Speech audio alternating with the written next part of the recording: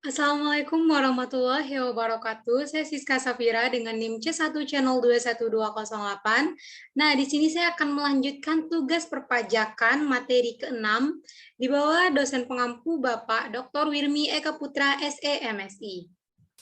Nah, baiklah, di sini saya akan membahas dua poin, di mana yang pertama ada mengenai SPT. Nanti kita akan membahas ada pengertian SPT, fungsi, sanksi jika tidak membayar SPT. Nah, SPT itu sendiri ialah surat pemberitahuan tahunan. Nah, di materi kedua ialah mengenai SSP, yaitu ialah surat setor pajak. Nanti kita juga akan melihat pengertiannya, fungsinya, dan juga batas waktu dalam SSP. Baiklah, kita mulai saja. Untuk yang pertama, nah ini ada SPT.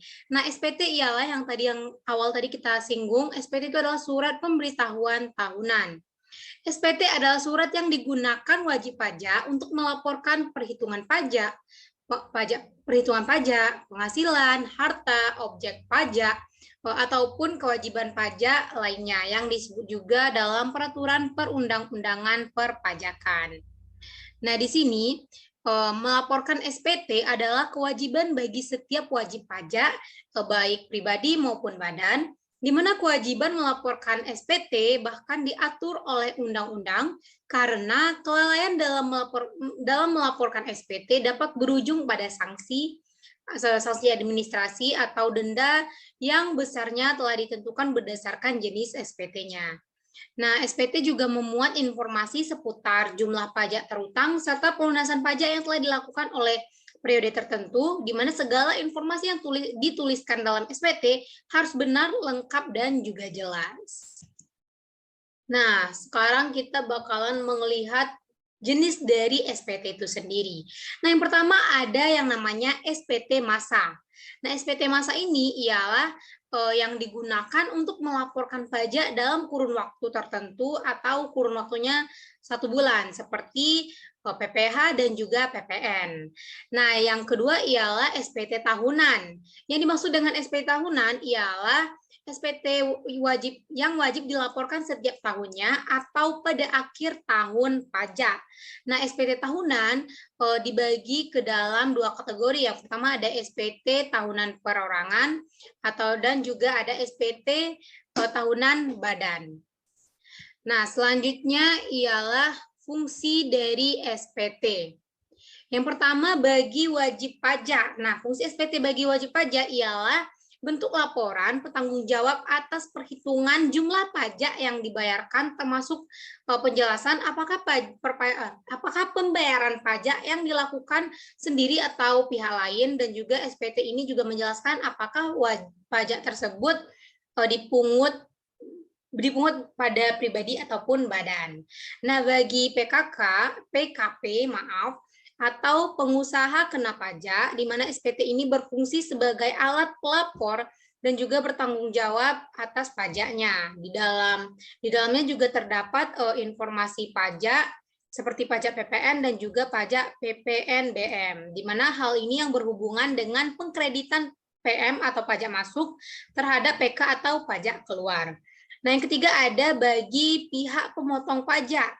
Nah, bagi pihak pemotong pajak seperti perusahaan, adanya SPT menjadi bukti penangguhjawaban bahwa pajak karyawan yang bekerja di perusahaan tersebut telah dibayar. Nah, yang keempat ada bagi petugas pajak. Nah, bagi petugas pajak, SPT ini berfungsi sebagai alat penguji kebutuhan wajib pajak terhadap peraturan perpajakan yang berlaku. Nah, selain itu, SPT juga merupakan bentuk pelaksanaan fungsi pengawasan dari petugas pajak itu sendiri. Nah, selanjutnya ialah ini bentuk dan isi. Maaf ya, banyak typo nih. Nanti saya perbaiki. Ini ada bentuk dan juga isi dari SPT. Nah, menurut bentuknya, SPT terdiri dari SPT dalam bentuk formulir kertas dan juga SPT dalam bentuk dokumen elektronik. Nah, dokumen elektronik itu bisa disebut dengan ESPT, seperti EKTP ya, berarti elektronik SPT, elektronik KTP ya, atau yang langsung diisi di web yang disebut dengan e-filing.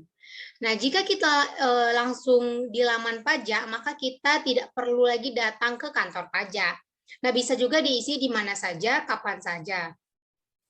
SPT tahunan adalah SPT untuk satu tahun pajak ataupun bagian tahun pajak. Nah, SPT masa adalah SPT untuk masa pajak. Jadi untuk lebih lengkapnya nanti tuh di makalah juga banyak tuh materinya. Nanti kita bisa baca sama-sama atau teman-teman juga bisa baca di makalah.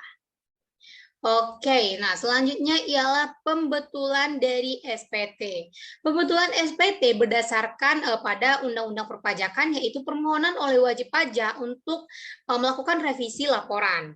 Nah, yakni memperbaiki laporan atas perhitungan pajak dan juga pembayaran pajak sesuai dengan ketentuan perundang-undangan yang berlaku. Berarti nggak boleh semena-mena dong, harus menurut undang-undang.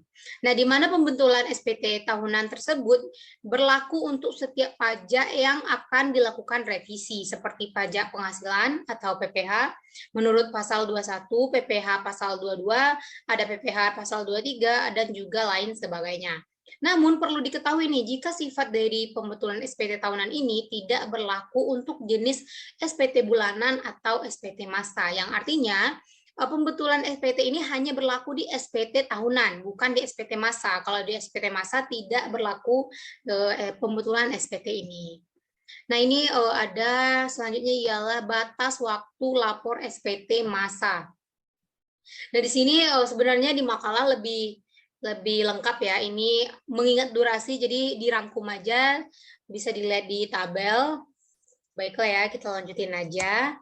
Nah, selanjutnya ialah sanksi dari SPT. Maksudnya sanksi jika kita terlambat melaporkan SPT. Ini adalah salah satu contoh sanksinya saja, seperti kita akan dikenakan denda.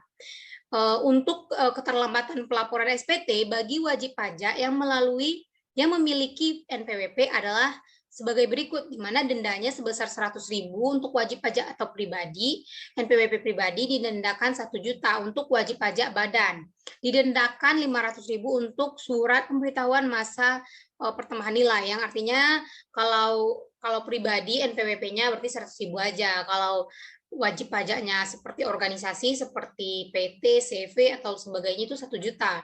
Kalau untuk pemberitahuan PPN itu sebesar Rp500.000 saja. Baiklah, kita masuk ke materi kedua kita ialah SSP, sorry. Nah, atau surat setoran pajak. Nah, SSP ini merupakan suatu bukti pembayaran atau penyetoran pajak yang telah dilakukan dengan menggunakan formulir atau telah dilakukan dengan cara lain ke kas negara melalui tempat pembayaran yang dituju oleh Menteri Keuangan. Nah, pengertian lainnya juga menyebutkan bahwa SSP ini merupakan suatu surat yang digunakan oleh wajib pajak untuk melakukan pembayaran atau penyetoran pajak yang terutang ke kas negara.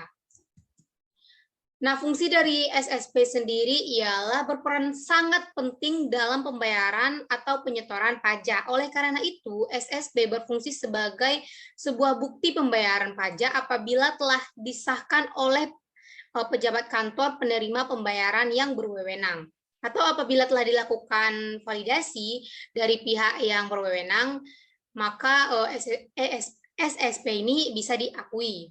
Nah, SSP ini juga dimanfaatkan dalam atau juga berfungsi dalam sarana administrasi untuk pembayaran seperti surat sektor pajak standar, surat sektor pajak khusus, dan juga surat cukai, pajak impor, dan juga lain sebagainya. Nah, yang terakhir ada batas waktu dari pembayaran SSP. Nah, di sini ada rangkumannya, bisa dilihat dari tabel. Seperti kalau PPh pasal 4 ayat 2 dipotong pemotongan tanggal 10 bulan berikutnya. Pokoknya bisa dibaca di tabel ya. Nah, untuk teman-teman yang ingin ada yang kurang jelas atau ingin mengetahui lebih lengkapnya tentang SPT dan juga SSP, bisa dibaca makalahnya. Di sana juga lebih lengkap ya, lebih panjang, lebih lengkap, lebih terperinci lah.